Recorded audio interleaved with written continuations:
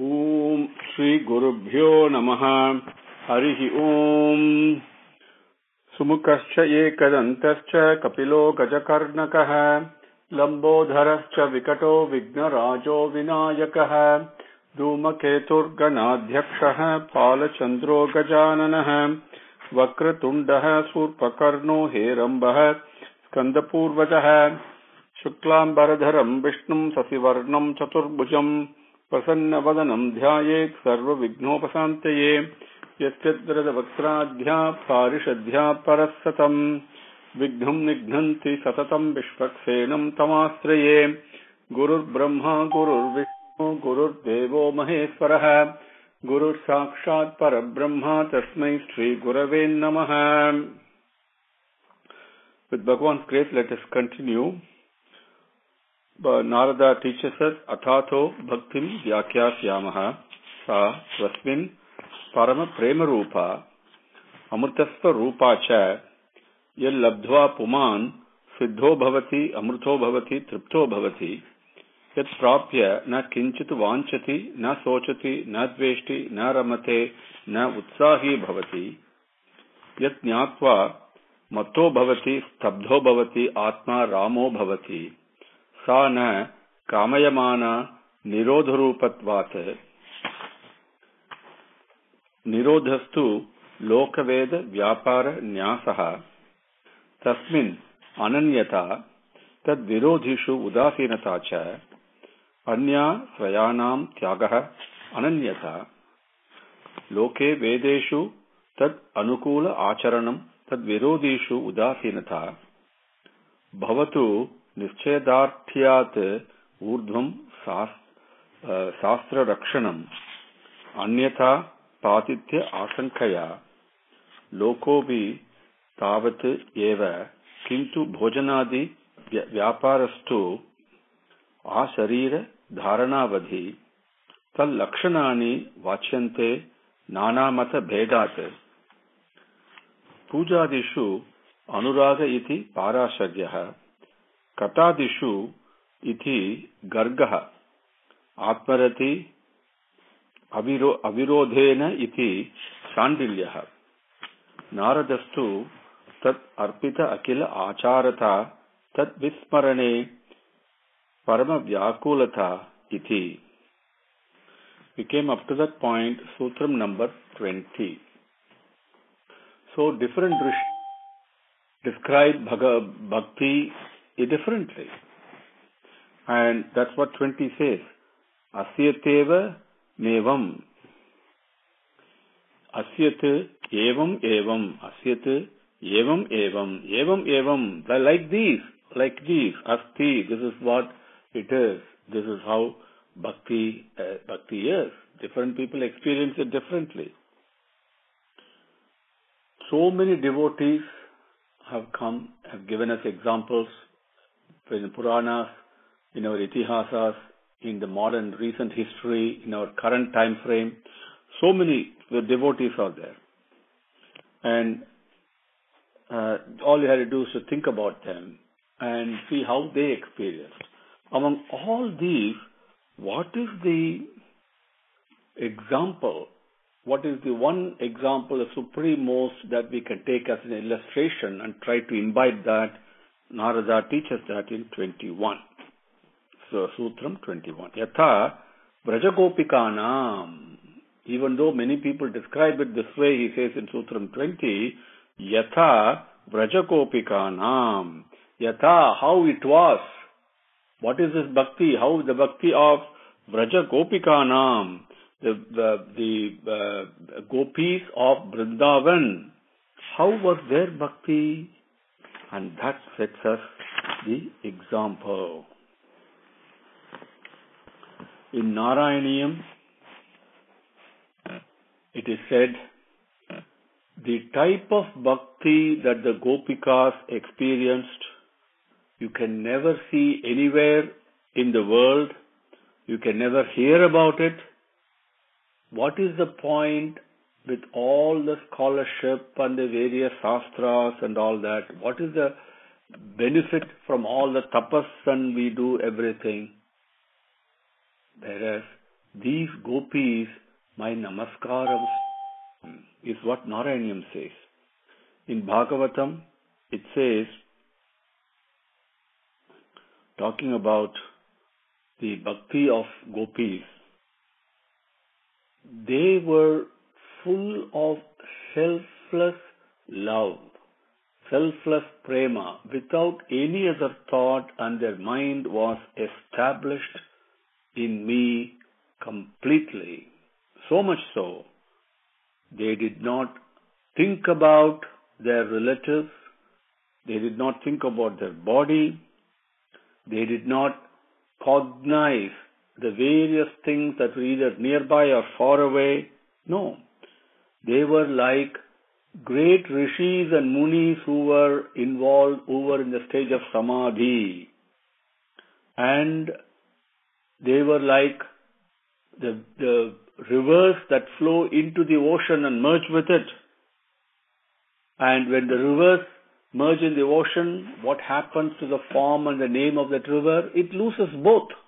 When Ganga goes and merges with the sea, it is no more Ganga. It no more has a shape or a name. It becomes the ocean itself. Like that they were, is what Bhagavatam says. Sutram number 22. Tatra api na mahatmya jnana vismrutya apavadaha. Tatra api na mahatmya jnana vismrutya apavadaha. Vismruti apavadaha.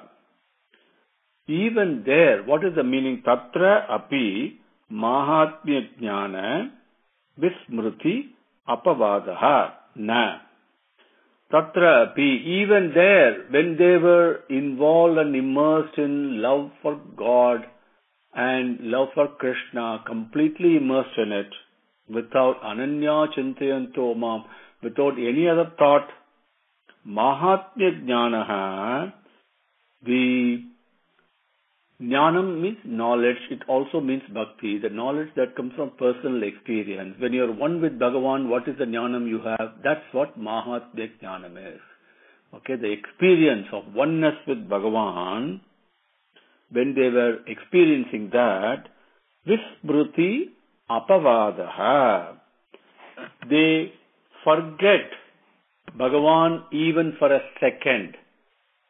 That apavadam, that charge, okay, na, does not happen. It's not suitable to them. It did not happen. They were so much continuously, satatam, it says, continuously, without break, they were immersed and involved only with Bhagavan. Therefore, there is no forgetting at all. This is what they tell Vidura also, as we saw yesterday. Tatrapi na mahatmya jnana vismruti apavadaha. And during the Rasa Krida time, the Rasa Leela time, happened in a full moon, beautifully, to Mr. Chapatalam. What did the gopis tell Krishna? They said, you are not only the son of Nanda. No. You are the one, the indweller of all the embodiments. Whatever has taken a body, you are the indweller in that. Not only are you an indweller, you are also the witness, the ever-present witness. Oh, my dear friend, they call him. And Brahma came and appealed to you, submitted to you, prayed to you to come and protect the world. Therefore, you have taken birth, avataram, in the Yadava Kulam. This is what the Gopikas told Krishna. Mahatmya Jnanam. They had that personal experience of oneness with Brahman, Parabrahman, the Atma, the one entity. They were experienced. That's what they were describing. And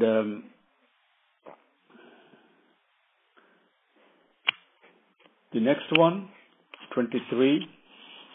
Tat vihinam jaranam iva. Tat vihinam jaranam iva. What does it mean? Tat vihinam. Vihinam means weak. Something that is not present. Weak, very, very diluted, deficient. Okay? Tat vihinam, where that mahatmya jnanam is absent. That's what it means. That mahatmya means oneness with Bhagavan. You have to experience it. Where it is not present, all the prema and all that you show towards Bhagavan, what happens to it? It's like jaranam iva. It is like jaranam. What does jaranam mean? It means it's a pseudo love. It is not a real love, and it has no value. We may go do worship, we may do homam, we may do perform charity. So many things we may do. As Narada himself is coming up, he's going to tell us in the next few sutras, our love to Bhagavan is always tinged, if not involved, in selfishness. We want something in return. We are praying for our own sake. We are not loving for Bhagavan's sake. So that is jaranam iva. That is like a pseudo bhakti. That's what he says. Tat vihinam jaranam iva. Sutra number 24.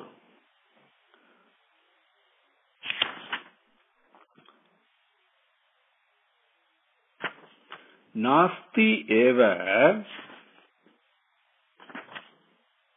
tasmin tat sukha sukhitvam.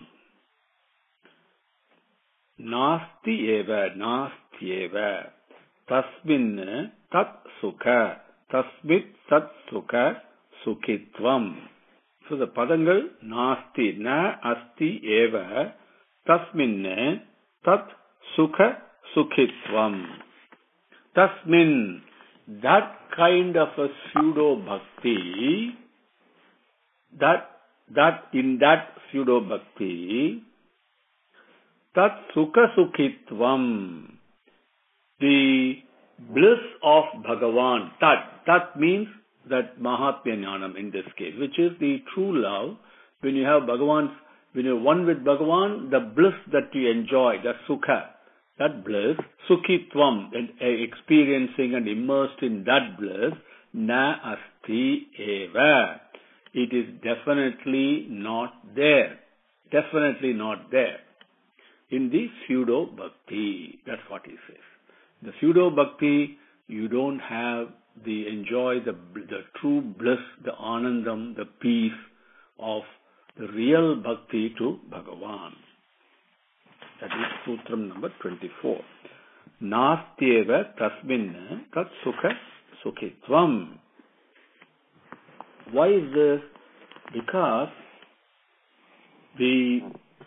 when we love somebody else, and we all think love is to do with something that we all enjoy in this world. No. The love for God and love of God is an entirely different entity. Entirely different entity. We cannot relate to that based upon the love that we experience in this world. The love that we experience in this world, the prema we experience, is an aspect of the divine love. Because of the divine love, there is love is present in this prapancham. But we cannot even begin to imagine or understand. It has to be truly experienced. Why? All the attractions and the interchange of prema in this world, whether it is among friends or among spouses or with boss and employee or object and owner, it doesn't matter. Whatever it is always, I must benefit. It is for my benefit. I must enjoy it. That selfishness is there. The lakshanam, the true characteristic trait of real bhakti, it does not think about selfish interest at all. It is always looking after, seeking the prema of Bhagavan, for Bhagavan's sake. There was a story, the small anecdote I will share with you. There's one person one merchant had 4 wives. And he had to, on a business trip, go to Kasi.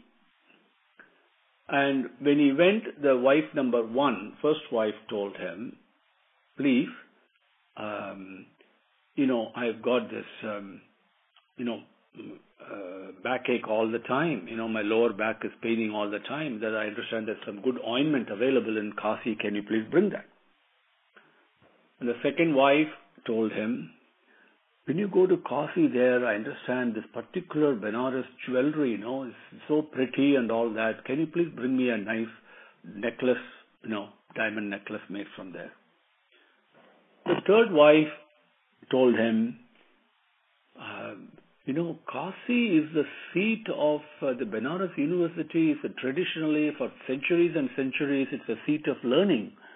So I want to learn about Atma Vidya and truth and Satyam and all that. So can you bring me some good books that I can read and learn, from that?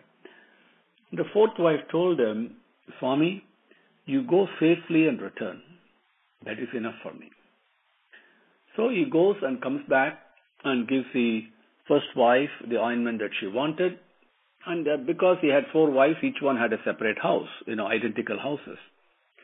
And so he goes to that and gives her the medicine, and goes to the second wife's house and gives her the necklace that she wanted, and goes to the third wife's house and gives her the set of books that he brought for her to read. And the fourth wife, he goes to her house and stays there. These are the 4 types of bhaktas. Arti, Artharti, Jignasu, Jnani. Arti, always praying to Bhagavan to cure miseries and difficulties and all that. Artharti is the type that prays to Bhagavan to give more wealth, money, position, whatever. And the knowledge seekers, quest to know, those Jignasus, they also want to know what is given here, what does Bhagavan say, what does the elders say, what does the rishis say. They are interested in pursuing that knowledge. The fourth type is Jnani, who's always one with Bhagavan and cares only for Bhagavan's well-being, like the way Hanuman did. And as the way the Alvar did in Kumbhakonam, when he goes there, he looks at that Swami lying there in Sarangabani temple, and you have been walking all over and are your legs paining, is what he is saying. That's how you must feel. How would Rama have walked through, suffered, 14 years in the forest? How much did Krishna walk and how much did he suffer in that Kurukshetra war? We must think like that. How much has he suffered for our sake? When you care for Bhagavan and love Bhagavan for Bhagavan's sake, that's when Bhagavan chooses to live with you. And that is the bhakti that Gopikas had. That's why Yatha Vraja Gopikanam. How did they live? What happened? One evening, Vitura was, after seeing this incredible happening in Vrindavanam, where the lifeless became living and the living became lifeless, that evening at dusk time, he was sitting there on the street just opposite Nanda's house. And it was dusk time, so you had to light the lamps. And custom was, Nanda was the leader. So Yasoda used to light a lamp and put it near the entrance. And every gopi from every house used to bring their lamp and light it from that lamp. It's very important. It should not be the way we light things today. One lamp you light, and with that you light other lamps. That's the correct way to do. So they used to come and stand in line to light their lamp and take it home. And so this line was there, and Vidura was sitting across the street and watching what was happening. And one gopi named Sumati, she went there with a lamp in her hand to light it. And she just stood there. And all of a sudden, all the other gopis behind her started shouting, oh, no, immediately Yashoda came running from inside. What happened? What did they find? Sumati had put her hand inside the flame when she went to light her lamp, because she saw Krishna there. And in that moment, she did not know her hand was being burnt. She lost all consciousness. That is the bhakti of Gopikas. What qualifications we have even to begin to comment on that type of a bhakti. Even Narada says, people like Sandilya and Vyasa and Garga and everybody he quotes, including himself he quotes. But he says, no, these are all descriptions. But how the bhakti of the gopis were, that is what bhakti is. Mahatmya Jnanam, one with Bhagavan, and caring only for him with an absolutely zero selfish interest. Nothing to be gained for yourself, everything for Bhagavan's sake. That's how bhakti should be. So, going to, in fact, Prahlada says in Bhagavatam, comes in Prahlada Stuti. If you're interested, you can read that. And we covered that in one of our sessions here a while ago. When Sriman Narayana asked him, Prahlada, what do you want? Tell me. Narasimha is sitting there and is asking him. And he says, Swami, anybody who asks you for something in order to fulfill his desires, he's not a devotee. He's a businessman. He's a trader. He gives and takes. He conducts business. No, I'm not a businessman like that. I'm a devotee. Whatever you give, even if you don't give anything, that's okay. I have nothing to ask of you. That is what Prahlada says.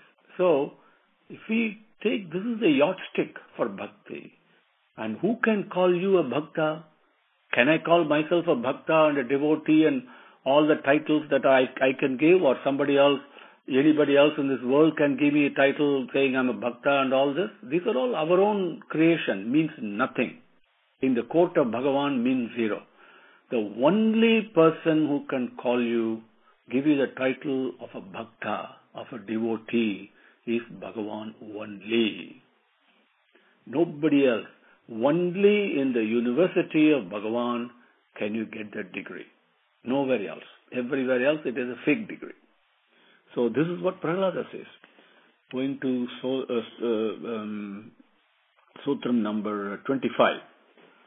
Sa tu karma jnana yogebhyaha adhikatara. Sa tu karma jnana yogebhyaha adhikatara. Sa, that bhakti. Which bhakti? The gopikas. The bhakti that is illustrated by the gopikas. The love for God. What is it? Selfless love for God. Forget your body. Forget everything else. When Ramakrishna Paramahamsa was suffering from throat cancer, one of his disciples went to him, Swami, you talk to Kali every day. Why don't you ask her to cure it? She can cure it just in a trice. And see, this is a great thing about jnanis and about Jivan Muktas. They are so simple, like a child. They have no ego. You ask them to do something, they'll do it immediately. They will never say no. In fact, Bhagavan can never say no. The one thing that God cannot do is to say no. It's always yes, yes, yes, yes, yes. Whatever you say, you'll say yes only. And so Ramakrishna Paramahamsa, when they asked him, so they said, okay, I'll do it. Next day, the same disciple comes, Swami, did you ask Kali yesterday? Yes, I did. I told her, you're giving me throat cancer. I cannot talk. And you know what she said? She said, I've got 4 billion throats I can talk out of. Why? What is the loss if the one throat is lost? See, Bhagavan is present everywhere. That's how Ramakrishna Paramahamsa, the bhakti, the devotion, the oneness, the always with Bhagavan, that experience, that is so important. Same thing with Ramana Maharishi sitting in Arunachalam and after attaining Jivan Mukti, and he had the cancer in his hand, the lump came, and of course he was playing with it. And for all the people sitting there, and he showed them the lump, he actually moved it from place to place. And then he said, it really doesn't matter. It can also live, that's okay. The cells grow and they grow, it doesn't matter. See, the body consciousness goes away. For the gopis, the body consciousness went away. That is what Rasa Leela is all about. Nothing to do with girl and boy. Krishna was hardly 5 years old. The Gopikas are all in their 30s, like a mother and a child it was. And that's the way we should understand it, not look at the pictures that are drawn. That gives us a wrong meaning.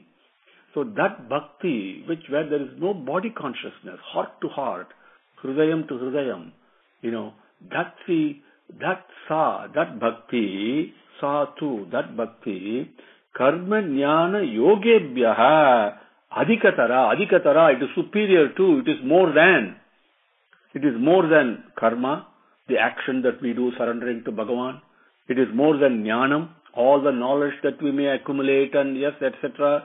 What happens when you become one with Bhagavan and get that jnanam of Atma? Atma jnanam comes, as Sukamunivar was, so many rishis that we read about, as Mirabai, so many people. Even in today's, there are many people. Even Ramana Maharishi directed a person who came to asking for Upadesam. Take me as your disciple. He says, no, go and see this man who is there, Seshadri Swami is walking on the street. And the man was walking like a beggar on the streets of Tiruvannamalai. And he directed, Ramana Maharshi directed this man to him, to learn from him. So, the jnanam of being one with Bhagavan, at that time, bhakti pours out uncontrollably. So, adhikatara, yogebhyaha, all the disciplines we may follow. This bhakti, the bhakti to Bhagavan, the love to God and love for God and love of God is superior, much, much more. Not in quantity. Quantity is irrelevant, is immaterial, non-existent. In the sphere of Bhagavan, quantity does not exist. Only quality exists. Rasam. Raso vai saha. That is the only one that exists. And that is adhikatara, more, superior, and than karmam, jnanam, and yogam. Of all these things put together. And Bhagavan, the next session, I will share with you what Bhagavan himself says in the Bhagavad Gita, and confirming what we just heard from Narada. Because Narada learned this lesson from none other than himself, as we saw right in the beginning, from Ramachandra, from Sriman Narayana, from Sanat Kumara. Right? So the same message comes. That we will, Swami's grace, we will cover what Bhagavan says about this in Bhagavad Gita in our next session. Sa tu karmanyana yogebhyaha adhikatara. Om Shri Gurubhyo Namaha Harihi Om Samastalokaha Sukhino Bhavantu Samastalokaha Sukhino Bhavantu Samastalokaha Sukhino Bhavantu. Om Shanti Shanti Shanti Harihi Om.